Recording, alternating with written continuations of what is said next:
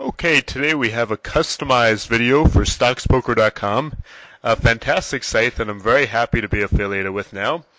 And the first thing that we need to do is look at some prelims. And it's not going to be this game. We're going to do games starting with the next video. In this first one, though, we need to discuss equity. And equity is the key thing in SitNGos because let's say that you start off with $1,000 buy-in and 1,000 chip stacks. Then in the beginning you're exchanging $1 per chip, and yet if you win, you cash out all 10,000 chips, and yet you don't win $10,000. So even if we have a 10-man game, and you win 50%, that's $5,000, you're paying $1 a chip in the beginning and only cashing out 50 cents a chip at the end. So why does this happen? Well, that's because in any tournament, chips decline in value. Okay, the more you have, the less each individual one is worth, and vice versa.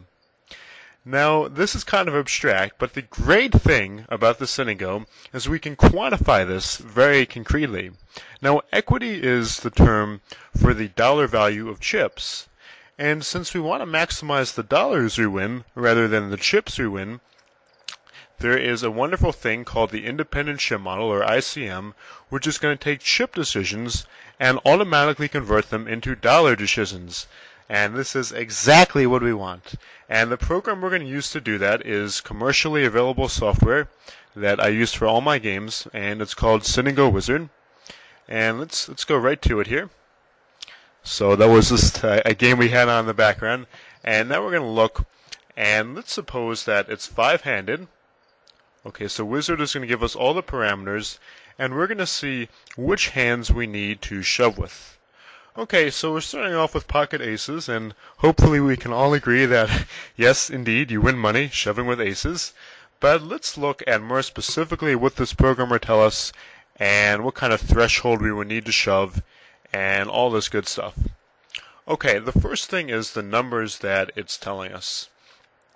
Now, Ek push and Ek fold are your equity when you shove and fold. Now, it's giving us as a percentage of the total prize pool.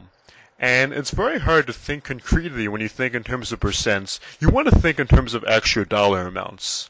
So here's what we're going to do. We're going to pretend that we're always playing $100 SitNGos. Okay, maybe you play a good deal less, you could play more, it doesn't matter. And that they're always 10-man. So we have a prize pool of $1,000. That means that all we have to do is multiply these percentages by 1,000. So Ek fold would be $120, and